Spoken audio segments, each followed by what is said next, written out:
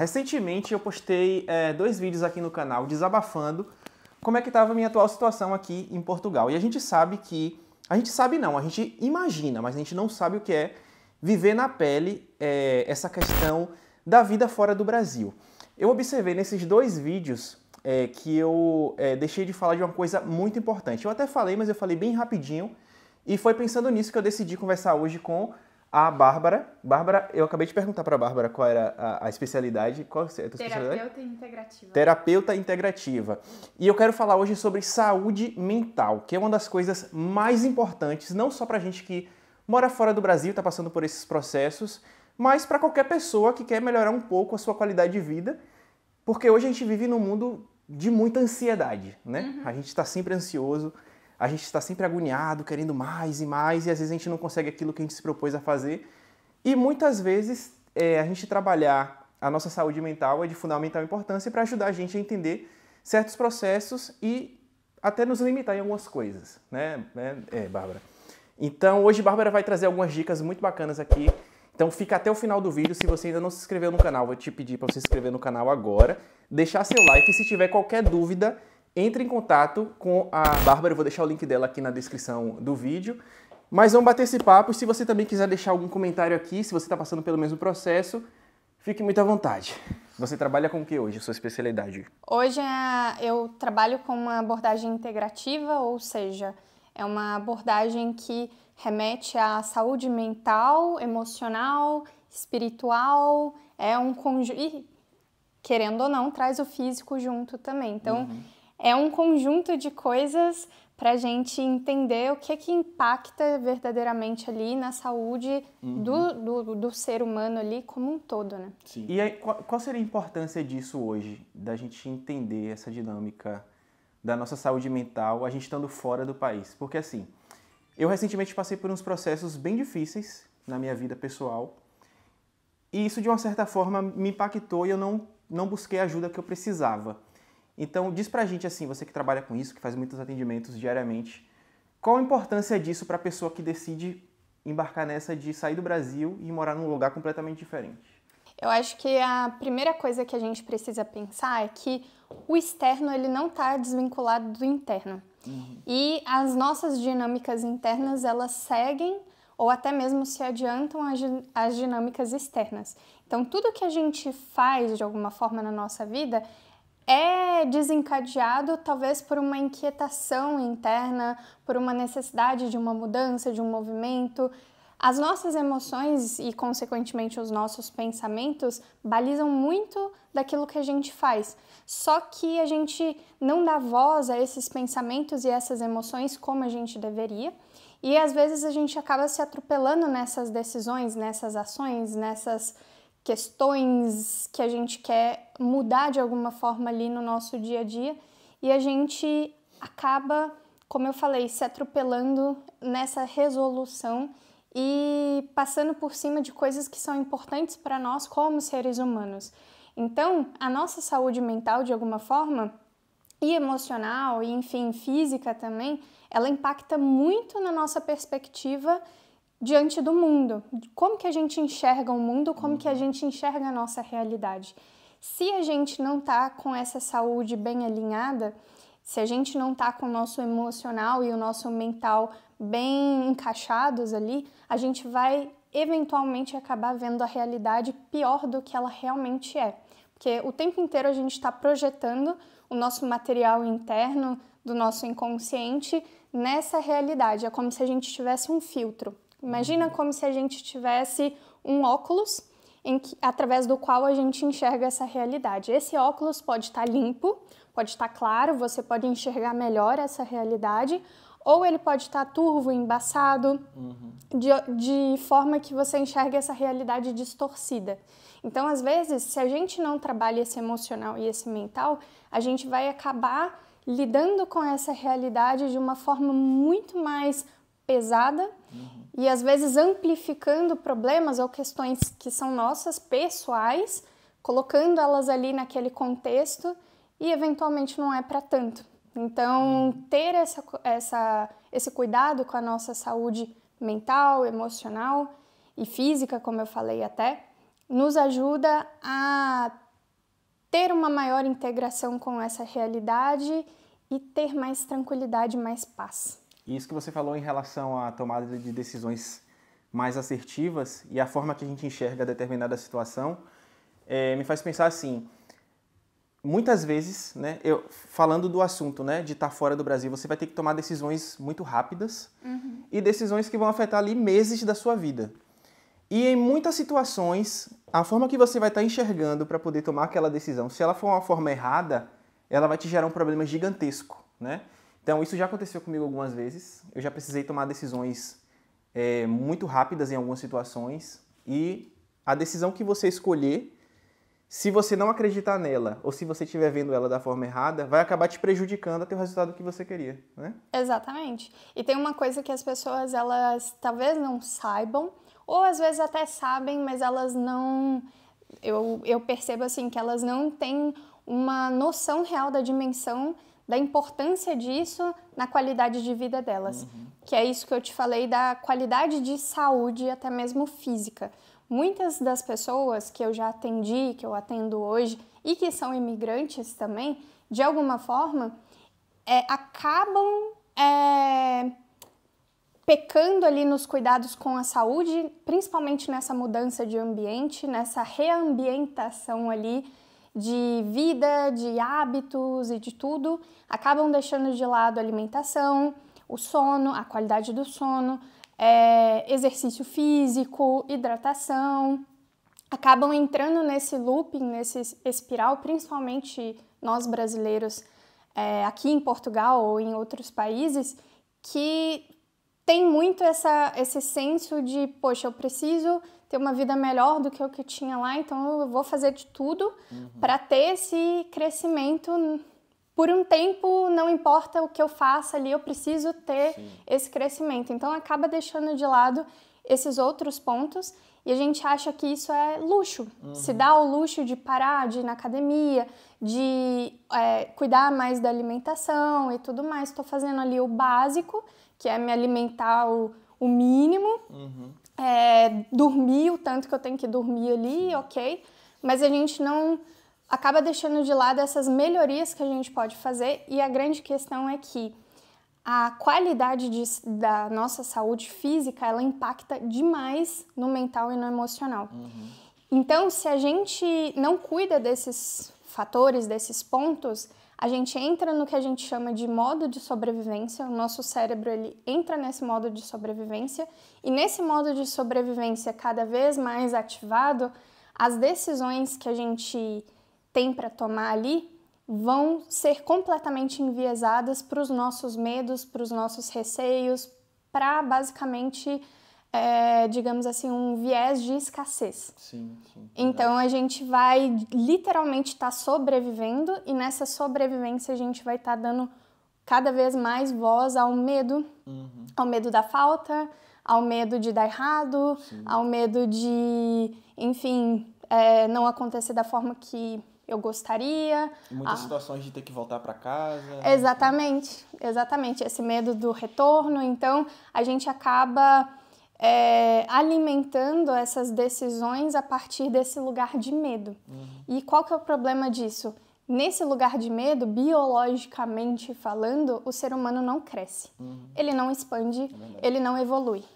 Então, a gente vai estar eventualmente fazendo ali, tomando decisões e fazendo mudanças, mas que repetem os mesmos padrões e quando a gente vê, a gente está repetindo os mesmos ciclos, vivendo os mesmos problemas, tendo as mesmas questões que eventualmente a gente já teve há uns meses, há uns anos atrás. É como se a nossa mente ela se acostumasse a viver com aquele problema.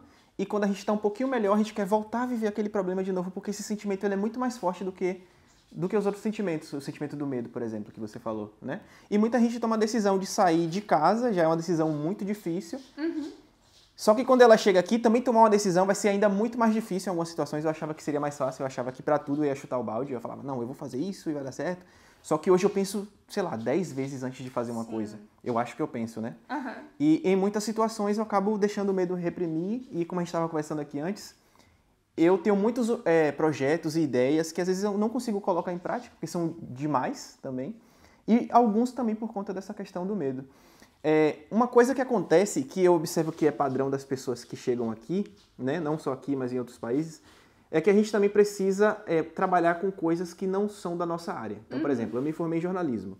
Só que eu cheguei na Irlanda, eu trabalhei de segurança, eu limpei chão. Eu ganhava mais do que eu ganhava no Brasil fazendo essas coisas, conseguia juntar mais dinheiro, só que eu não estava satisfeito fazendo essas coisas. E como é que você poderia dizer alguma coisa para alguém, ou, sei lá, dar alguma dica, para falar que isso é passageiro? Você está se adaptando, ou você vai estar fazendo outra coisa diferente, porque quando o processo vai passando, quando você vai fazendo aqueles trabalhos que a gente não está acostumado a fazer, isso é uma das coisas que mais deixa a gente deprimido, eu acho. Sim. Fora você estar fazendo isso no inverno, né? Porque o clima também é algo que a galera não coloca em consideração. Muita gente que acompanha aqui o canal vai para a Irlanda é um lugar frio, que está sempre escuro, mas a gente sabe que é passageiro, mas mesmo assim a gente deixa ser afetado, assim, de uma certa forma por isso. Sim.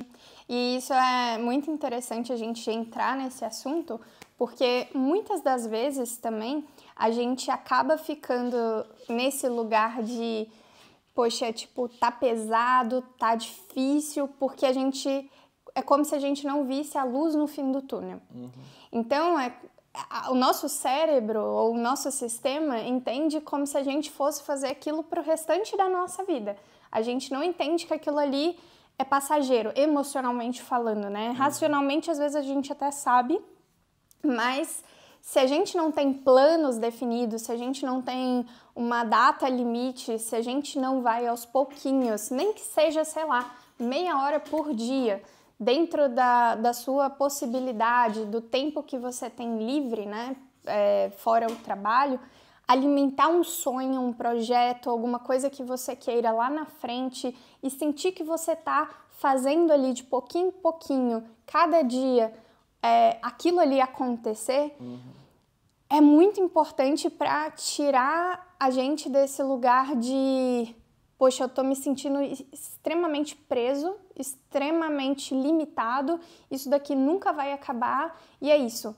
E aí vem a depressão, e aí vem a ansiedade, vem outras sensações, talvez o burnout e tudo mais, porque a gente não vê essa luz no fim do túnel. Só que a luz no fim do túnel não está necessariamente exatamente no momento da mudança, mas ela está diariamente nessas pequenas coisas que a gente faz para chegar nesse grande momento de mudança. Sim. E eu acho que é isso que a gente esquece, que essa grande mudança, ela não acontece do nada. Ela acontece ali diariamente, semanalmente, nas pequenas coisinhas que a gente vai fazendo, nos pequenos tijolinhos que a gente vai colocando para que aquilo seja possível. Sim, verdade. E isso é muito importante, porque assim, às vezes a gente tem muito essa mania de falar assim, eu sou tal coisa, eu sou isso, eu sou aquilo. Eu postei recentemente um vídeo mostrando que eu tô tendo um hobby agora novo, tocando música, e as pessoas acham que eu que eu sou aquilo, como se eu tivesse desistido das outras coisas. Por exemplo, eu tô estudando TI. E muita gente perguntou, agora vai ser DJ? Não sei o quê. Não, eu estou no momento em que eu uso um hobby e não quer dizer que eu tenha aquela profissão e que aquilo é minha vida. Porque as pessoas não colocam assim, poxa, você pode ter um hobby e pode ter um trabalho. Sim. O meu trabalho é esse, eu estudo para isso, mas ter um hobby é muito importante, eu acho, né? Demais, como você falou. Demais. Porque é um momento que eu uso para poder ficar mais em paz. Se você um dia me vê tocando, ou se você me vê um dia postando alguma coisa com um amigo e tal, aquele momento ali eu tô tão presente que eu não consigo mais pensar em nada, nos meus problemas, então ter um hobby é massa. E não quer dizer que eu sou aquilo, no caso. Eu estou aquilo naquele momento, né? A gente tem muito esse lance de... Você vai perguntar a alguém o que poxa, eu te conheci agora. Você vai perguntar sobre essa pessoa, ela vai falar assim, meu nome é Rafael, eu sou tal coisa. Não, eu estou tal coisa. Porque eu já estive jornalista, eu já estive segurança, eu já estive youtuber. E são coisas que são passageiras e você vai testando e vai vendo se dando certo. Mas é através do hobby, né, que você consegue enxergar o mundo de outra forma também. Você experimenta sem pressão, né? Sim, sim. Porque tem muito disso também, né? A gente, hoje, na sociedade em que a gente vive, a gente tem muito essa pressão A gente até estava falando um pouquinho disso antes de começar a gravar, de ser produtivos o tempo inteiro. E o quanto que a gente não se permite, por exemplo, ter hobbies, porque é inútil. O que eu vou fazer com aquilo? O que eu vou gerar de resultado a partir daquilo? Né? É como se fosse um tempo desperdiçado. Só que aí a gente... É muito difícil, de fato, a gente realmente ter produtividade o tempo inteiro, porque a gente tem ciclos, nós somos seres humanos e temos ciclos. Então a gente tem um ciclo da produtividade, do foco, mas a gente precisa relaxar e descansar. E nesse relaxamento, nesse descanso, o cérebro ele cria outras sinapses e outras conexões e gera outras ideias. Então, se a gente está na atenção ali o tempo inteiro, a gente até é difícil conseguir criar e ter ideias, tomar decisões, porque a gente não está dando esse descanso para o cérebro. Então, a gente acaba caindo nesse viés de, poxa, eu preciso fazer, e a gente não se dá esses descansos porque a gente acha que não é necessário. Só que aí o que acontece? Aí os nossos descansos, entre talvez uma tarefa ou outra, vira ir para a internet, tá com o celular ali na mão, tá o tempo inteiro nas redes sociais, e aquilo ali não é descanso. Esse dopamina, né? O tempo todo. Exatamente. E é dopamina barata. Sim. É dopamina fácil. Sim. E você começa a meio que treinar mal, acostumar mal o seu cérebro a ter recompensas rápidas. Sim. Então você vai começar a cada vez mais ter recompensas rápidas e deixar de lado caminhos que geram mais esforço, mas que podem te trazer um benefício a médio, longo prazo. Sim. Então, nesse tempo todo, assim, a gente acaba fazendo isso, tomando essas pausas, digamos assim, de uma forma que talvez realmente a gente não está relaxando, a gente só está bitolando o nosso cérebro mais e mais e mais, a gente fica mais acelerados, mais ansiosos e continuamos nutrindo essa sensação de, poxa, eu não posso relaxar, não posso descansar porque fulano de tal ou ciclano tá fazendo lá o corre dele e eu tenho que continuar, E o quanto que isso nos adoece. É verdade. Isso nos adoece muito. Então, o hobby é uma parte de nos ajudar a fazer coisas que sejam interessantes, que não seja através só das telas, mas que nos conecte com a gente, que nos instigue, digamos assim, interesses ou vontades diferentes, como eu falei, que nos permita experimentar coisas. E, eventualmente, depois, se esse hobby virar uma profissão ou um trabalho, ok, mas assim, começou através de uma necessidade de relaxar, de brincar, de fazer uma coisa diferente, né? Isso é muito importante. Esse lance também da gente querer ser produtivo o tempo todo e às vezes não conseguir, tá ali, dopamina o tempo todo, pode ser um caminho para o precipício que seriam as drogas também, né? Exatamente. Você estando fora do país, o acesso a essas coisas, ele pode parecer muito mais fácil. A gente se preparar para essa mudança, não só externa, com todas as documentações, com tudo aquilo que a gente vai precisar desembolar, né? Moradia, documentações, trabalho e por aí vai, mas se preparar para a mudança interna também, porque às vezes a gente não percebe, a gente não coloca foco nisso, mas ela tangibiliza, ela envolve todo o resto. Perfeito. Então, na minha percepção é isso, terapia, dentro daquilo que fizer sentido para você, né, que você sentir conectado, como eu falei, às vezes tá ali, sentir que tá no seu momento, é importante ter essa abertura, porque senão a terapia não funciona, mas também se conectar com um profissional que você sinta que te entende de alguma forma e que você se sinta seguro o suficiente para acessar esses lugares emocionais e mentais que estão ali dentro, inconscientes, né? Mas ter esses cuidados básicos com a sua saúde, não deixar isso de lado, porque isso é fundamental.